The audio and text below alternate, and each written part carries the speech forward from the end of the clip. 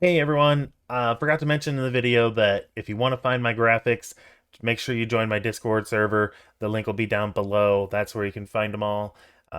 So yeah, that's just wanted to throw that out there just in case you didn't know. So enjoy the rest of the video here. Hey everyone, it's Updog here, the People's Envoy, and I am back with a Marvel Strike Force video and a brand new graphic for the Accursed team. So I'll go through it real quick with you, and we'll get you on your way for the brand new character coming out, Helverine, which I hear is a fairly new character to Marvel in general. I guess it's only been like a year or two since he's been introduced to the comics. So that's pretty awesome that they're not only going with old characters, but pretty relevant, brand new characters to the comics. So it's cool that they added him to this team. I can't wait. Now, I've always been wanting to for them to make like the BC Avengers, the 1 million BC Avengers, and that team usually has a Ghost Rider on it, riding a woolly mammoth. So I'm glad they're at least putting in a Ghost Rider, which has taken over Daken in this case. It's not Wolverine, it's Daken, but still pretty cool. So maybe one day we'll see that 1 million BC Avengers team. But until then, or not until then, but right now we got this Accursed team. I thought the choices for the reworks were interesting as well. Juggernaut and Mordo. I thought if we were going to see a Brotherhood team, we would, of course, see Juggernaut and Magneto reworked. But I don't know. Maybe down the future we'll see. Maybe Juggernaut will be in there again. Who knows? But anyway, let's zoom in here and get into it. So I did update. I was using blue ISO just because purple, when I started doing these, was still a little bit scarce for people. It still is a little bit for some people, but it's starting to become more available. So I'm just going to throw on, going forward in the future, I'm going to throw on the purple ISO is what I think is going to be best for that. So for Juggernaut here, he does a lot of damage with his rework, especially on his ultimate. So Raider's going to be good on him, or if you prefer Fortifier, I kind of like Taunters, my taunting tank, to have Fortifier, so it's a good choice too. So let's see, we got the, I want to say it's not Palladium, Promethium. There we go, Promethium for his unique, and then his key effects, he does not, surprisingly, I kind of was a little bit shocked, I guess, even after the rework, he does not put out any debuffs on the enemies. And that's what this whole section is all about, the key effects. What debuffs are you putting on to the enemies? There's not enough room to put in what the buffs are to themselves or allies or whatever. I mean, I could have probably done it with Juggernaut here because he has nothing. He's a blank slate, but I'll keep it consistent. And so he does not put any debuffs on the team. He just does damage. He gives buffs to himself, like taunt or whatever else it is. So nothing to the enemies. And his passive, ultimate, and special, I recommend T4ing for sure, definitely, without a doubt. The basic is pretty good, but if you're low on T4s, I think it's skippable. It does give him like an extra charge. He has a charge mechanic, so it's good, but if you're running low on T4s, I don't think it's like crucial. And his, we can't see that part. Let me move this up here a little bit. Oops. Come on.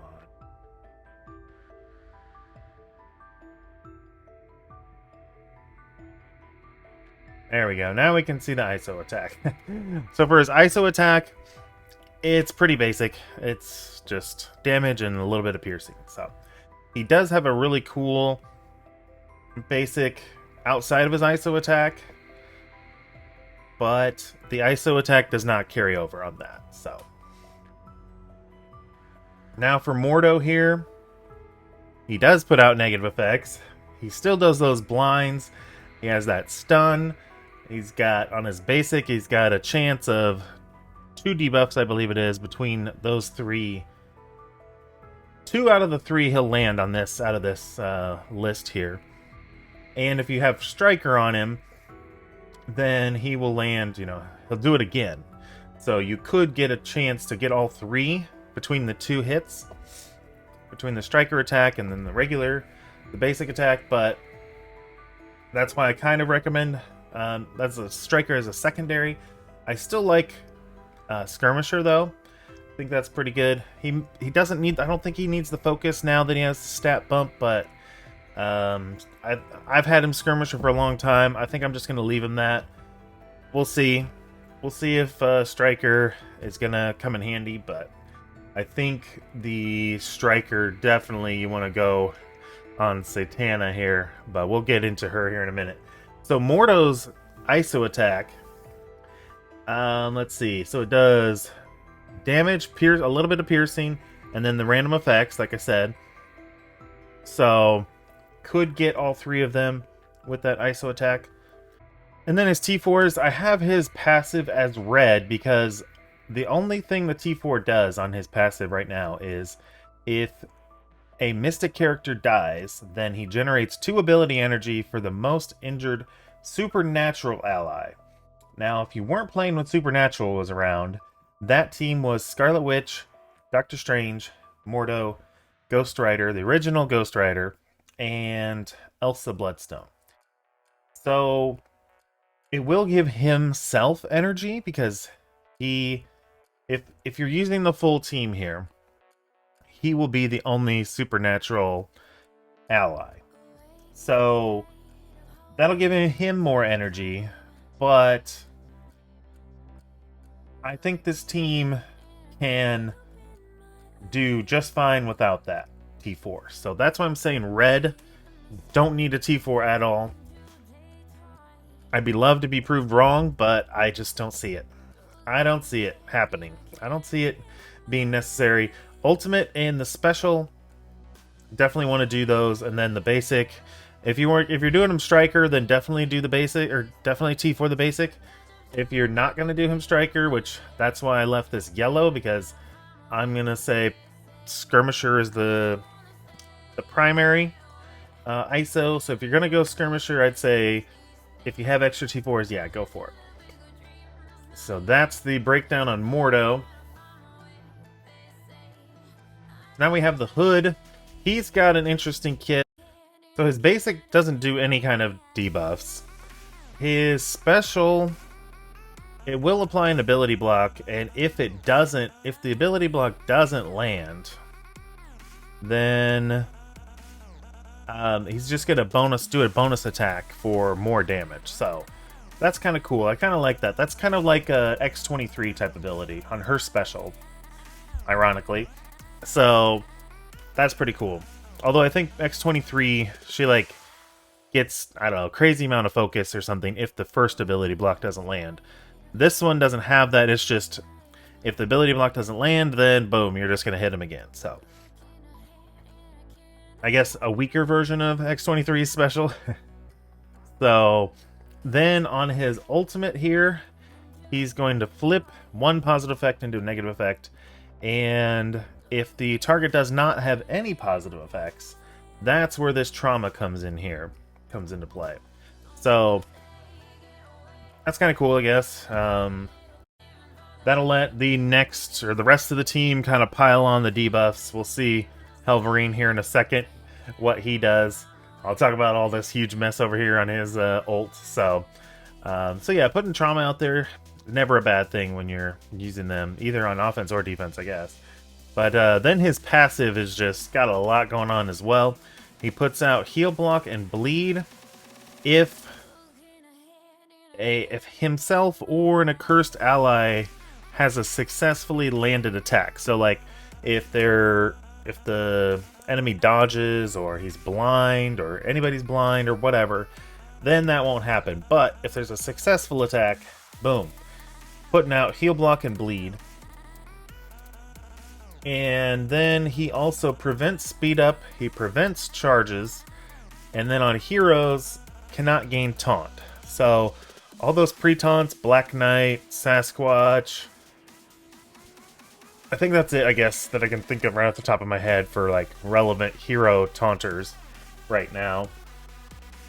Because we have for villains, well, I mean, I guess you could consider Cap Sam. I'm thinking more pre-taunts, because pre-taunts are more of a problem than some of the other, well, I guess maybe Daredevil too, Daredevil Modern. If you see them on defense, which is kind of unlikely. I mean, the chances are, I don't know, maybe 60%. Sometimes people will throw them on defense, I guess. But I guess at the top, the tip-top competition, you won't see much of that from Daredevil anyway. Anyway, we're getting off topic here. So, it prevents taunts on hero enemies. All of the speed up and the charges is all enemies, doesn't have to be heroes. And then also he prevents assists, and he prevents speed bar from being filled, and he prevents heroes from gaining speed, like speed stat. So he's shutting down Night Stalkers, he's shutting down anybody else, any other heroes that gain a speed stat. So he's got a lot going on for him in his passive. He's probably, I would say, one of the linchpins of the team here, just because of that. But now, most of that is in Crucible. The speed stat part, that is actually any mode. Oh no, it is in Crucible, I'm sorry. It's weird, they have it separated. I guess it's in Crucible, he doesn't have to have any allies, of Accursed allies, rather, for that to work, for the speed stat part. Then for the speed up charged and taunt, anti-taunt, he has to have 3 Accursed allies. So that means a team of 4 Accursed plus, doesn't matter who the 5th is. So that is what's going on with the Hood. He's got a lot going on for him. And so does Helverine. So we have, it looks kind of boring at first with his basic, and oh, let me go back to the Hood, his T4s real quick. So passive, ult, and special, definitely I think you want to do. The basic, there could be a case maybe for Striker just because of these bleeds here that he puts out on his passive. I thought about it, but then I'm like, we really want Satana, and you'll, like I said, we'll see why here in a minute. But we really want Satana to have Striker. So that is my thoughts there on the T4s. Alright, so Helverine, back to him.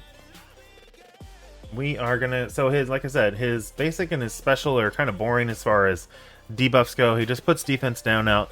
That's more of a call out to the original Dakin, at least in my opinion anyway. It is. So his ult is where it gets interesting. See all this stuff going on here. So if nobody has exposed, he's just flipping one positive effect to a negative effect. And then he's putting out defense down. Okay? Got that so far? Alright. So now if any target has exposed, this is when he does. Flips all the buffs into negative effects. Applies defense down, trauma. Now that's in all modes, actually. So that's pretty cool. But then in Crucible, he has to have those 3 allies, plus himself, plus who cares as the 5th. He'll apply ability block to everyone. So again, like I said, it's like a Void Knight ult that happens in raids. Applies ability block to everybody. Then, also in Crucible, that's where the Disrupted and the Offense Down comes in play. But this is just to hero enemies. So hero enemies, and then Crucible reduce speed bar for all mutant villain enemies, which I thought that was very interesting. Because there must be a mutant villain team coming or something that he's trying to counter here, because really the only relevant Crucible mutant villains. Wow, that's a mouthful. The only relevant characters of that category is going to be Shadow King, Omega Red Phoenix Force. That's about it. And you can't rewind Shadow King. So, yeah, interesting. We'll see what the future holds for us there. Oh, and enemies cannot be revived if they're killed by this ult. So, that's a call out to the Ghost Riders. A lot of the Ghost Riders have that in their abilities. So, then on his passive.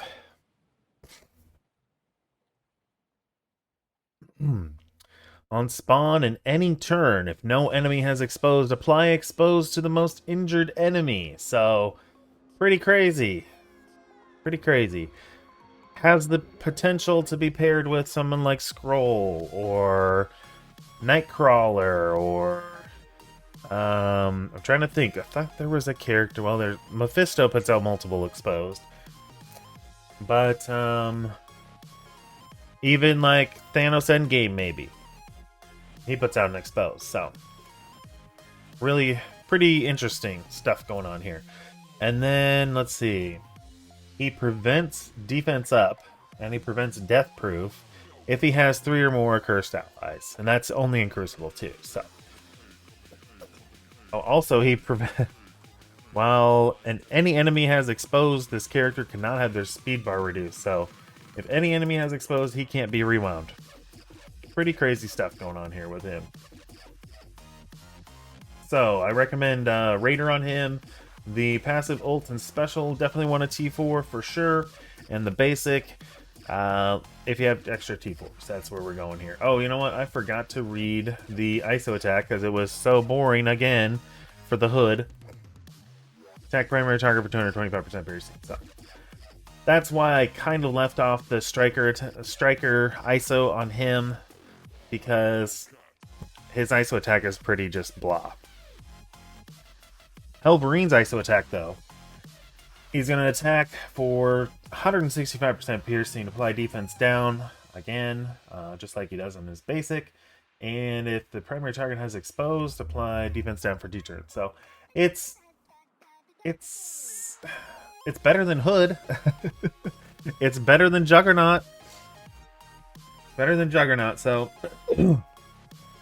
I still think Raider is going to be a good choice for Hellverine. So, all right. So now, last but not least, we have Zatanna, and I think go all in on her T4s. She's got a lot of good stuff going on for her.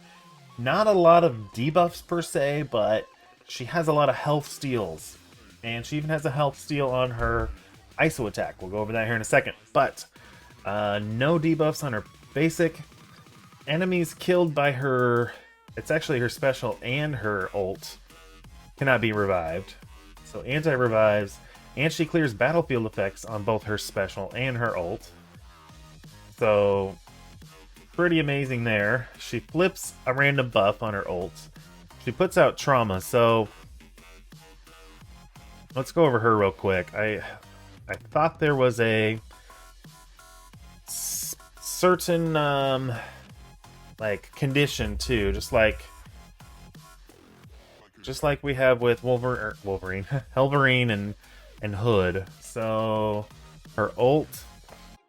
So yeah, the trauma comes in if the primary target does not have any positive effects. So just like the Hood, she will put out trauma if they don't have any positive effects to flip. So pretty,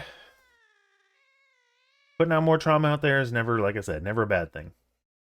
And then her passive prevents barrier from being gained on all characters. Doesn't matter if they're heroes or whatever. And this is just in Crucible though. But preventing barrier is pretty big on some teams we'll see out there. And then she also prevents regeneration too. So doesn't matter who it is, what character, any enemy is going to cannot gain regen. So, and then the reason why she is Striker. So she has a lot of health steal on all of her abilities. But her ISO attack also has a 7% health steal from the primary target. And then heals the team up as well. from that. On top of that, I guess I should say. So, pretty freaking powerful.